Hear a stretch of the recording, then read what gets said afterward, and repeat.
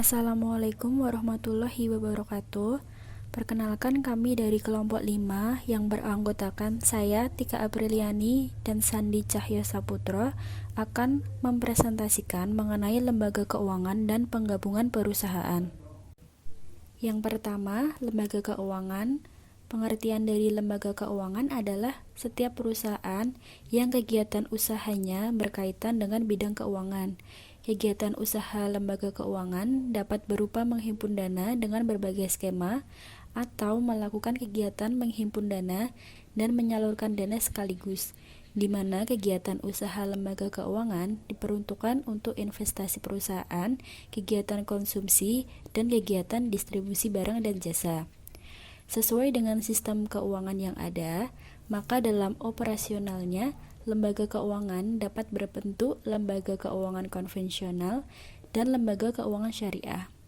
Lembaga keuangan syariah di sini secara esensial berbeda dengan lembaga keuangan konvensional, baik dalam tujuan, mekanisme, kekuasaan, ruang lingkup, serta tanggung jawabnya. Setiap institusi dalam lembaga keuangan syariah menjadi bagian integral dari sistem syariah. Bentuk-bentuk lembaga keuangan. Yang pertama, lembaga keuangan bank. Menurut Undang-Undang RI Nomor 10 Tahun 1998 tanggal 10 November tentang perbankan, yang dimaksud dengan bank adalah badan usaha yang menghimpun dana dari masyarakat dalam bentuk simpanan dan menyalurkannya kepada masyarakat dalam bentuk kredit dan atau dalam bentuk-bentuk lainnya dalam rangka meningkatkan taraf hidup rakyat banyak.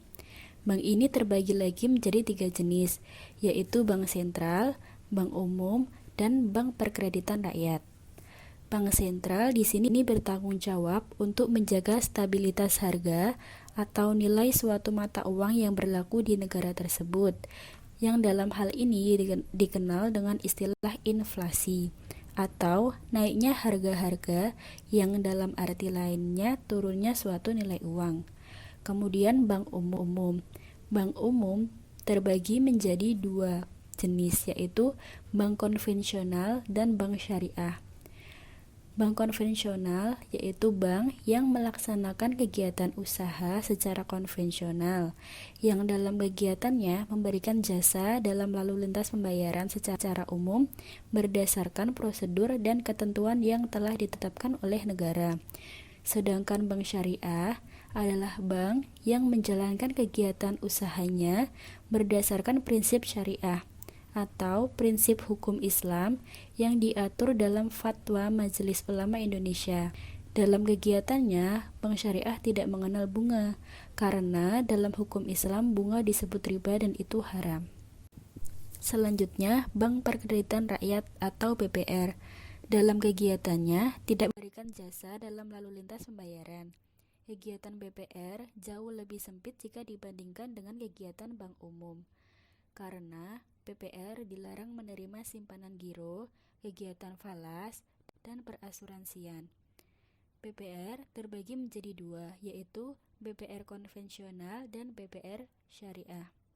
Usaha yang dapat dilaksanakan oleh BPR antara lain menghimpun dana dari masyarakat dalam bentuk simpanan berupa deposito berjangka, tabungan, dan atau bentuk lainnya yang dipersamakan dengan itu, memberikan kredit, menyediakan pembiayaan dan penempatan dana berdasarkan prinsip Islam apabila di BPR syariah sesuai dengan ketentuan yang ditetapkan oleh Bank Indonesia. Kemudian menetapkan dananya dalam bentuk sertifikat Bank Indonesia, deposito berjangka, sertifikat deposito, dan atau tabungan pada bank lain. Yang kedua, lembaga keuangan non-bank. Yang pertama, pasar modal, yaitu suatu tempat bertemunya para penjual atau emiten dan pembeli atau investor untuk melakukan transaksi dalam rangka memperoleh modal. Pasar modal dikenal dengan nama bursa efek. Kemudian pasar uang dan valuta asing merupakan pertemuan dalam suatu pasar yang abstrak untuk memperoleh demand dan supply dana jangka pendek. Dalam pasar uang, valuta asing diperlukan untuk membayar kegiatan ekspor-impor dan utang luar negeri. Kemudian pegadaian. Kegiatannya menjamin barang-barang berharga kepada pihak tertentu guna memperoleh sejumlah uang, dan barang yang dijaminkan akan ditebus kembali sesuai dengan perjanjian antara nasabah dengan lembaga gadai. Selanjutnya, sewa guna usaha atau leasing. Bergerak di bidang pembiayaan untuk keperluan barang-barang modal yang diinginkan oleh nasabah. Pembiayaan di sini maksudnya jika seorang nasabah membutuhkan barang-barang modal, pihak leasing dapat membiayai keinginan nasabah sesuai dengan perjanjian yang telah disepakati kedua belah pihak. Selanjutnya, koperasi simpan pinjam, yaitu suatu kumpulan dari orang-orang yang mempunyai tujuan atau kepentingan bersama. Sumber dana koperasi adalah iuran wajib, iuran pokok, dan iuran sukarela. Selanjutnya, anjak piutang atau factoring. Perusahaan yang kegiatannya melakukan penagihan dan pembelian atau pengambil alihan atau pengelolaan hutang piutang suatu perusahaan dengan imbalan atau pembayaran tertentu milik perusahaan. Selanjutnya, modal ventura. Perusahaan yang melakukan penanaman modal dalam suatu usaha yang mengandung risiko tinggi dengan mengharapkan suatu keuntungan yang tinggi pula dari penyertaan modalnya berupa capital gain atau dividen. Yang terakhir, dana pensiun, yaitu badan hukum yang mengelola dan menjalankan program yang menjanjikan manfaat pensiun. Peran lembaga keuangan. Secara umum, lembaga keuangan berperan sebagai lembaga intermediasi keuangan. Intermediasi keuangan merupakan kegiatan pengalihan dari unit ekonomi surplus ke unit ekonomi defisit.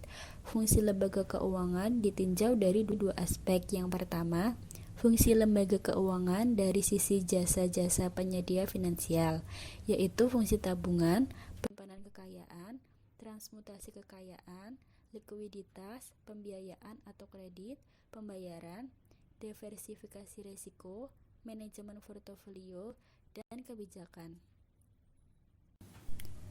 Fungsi yang kedua, yaitu fungsi lembaga keuangan ditinjau dari kedudukan lembaga keuangan dalam sistem perbankan, berfungsi sebagai bagian yang terintegrasi dari unit-unit yang diberi kuasa atau memiliki kewenangan mengeluarkan uang giral atau penciptaan uang, dan deposito atau term deposit.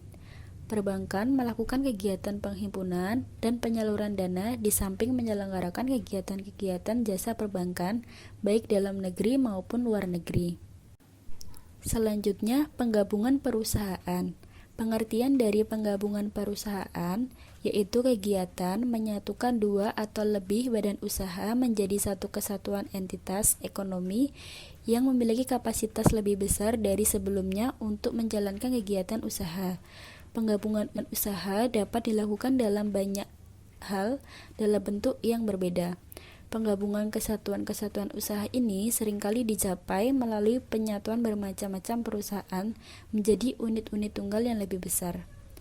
Tujuan dari penggabungan perusahaan yang pertama, dapat meningkatkan struktur modal untuk pengembangan perusahaan.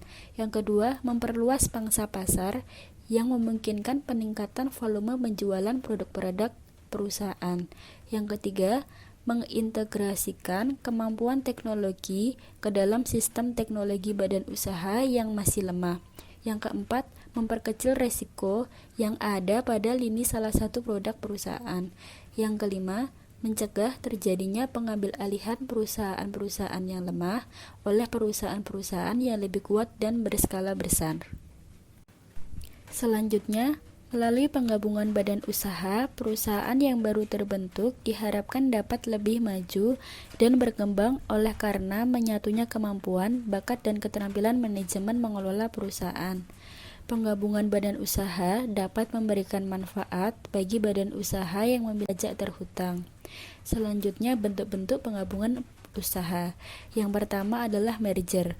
Merger merupakan proses penggabungan antara dua atau lebih perusahaan dan hanya ada satu perusahaan yang dipertahankan.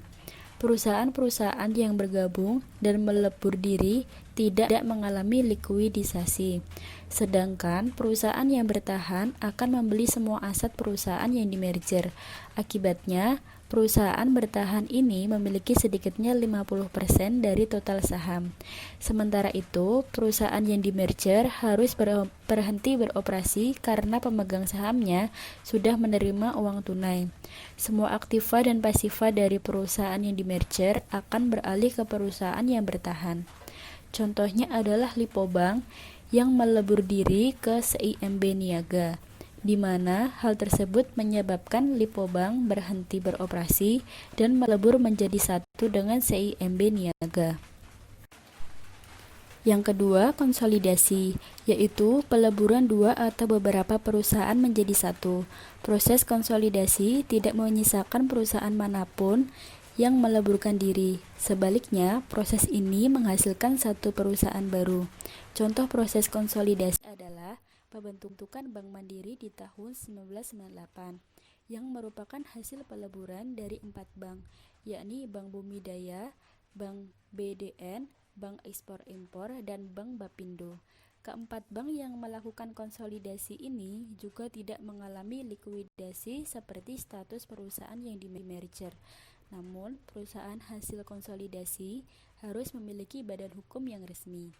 Lalu, aktiva dan pasiva dari keempat perusahaan yang melakukan konsolidasi tersebut akan beralih ke perusahaan baru hasil dari tabungan gabungan yang muncul. Yang ketiga, akuisisi. Proses pengambil alihan perusahaan yang dilakukan dengan cara membeli saham mayoritasnya. Perusahaan yang membeli saham ini kemudian akan menjadi pengendali perusahaan yang dibeli sahamnya. Akuisisi tetap mempertahankan eksistensi kedua perusahaan. Jadi, tidak ada perusahaan yang hilang, keduanya tetap berdiri sebagai badan hukum yang terpisah. Yang berubah hanyalah pemegang sahamnya. Contoh akuisisi ini adalah ketika Philip Morris Ltd mengambil saham mayoritas dari PT HM Sampurna di tahun 2005. PT HM Sampurna tetap ada hingga sekarang. Akuisisi dapat dilakukan terhadap saham ataupun aset perusahaan. Akuisisi saham biasanya hanya perusahaan yang berbentuk perseroan terbatas atau PT yang dapat melakukannya.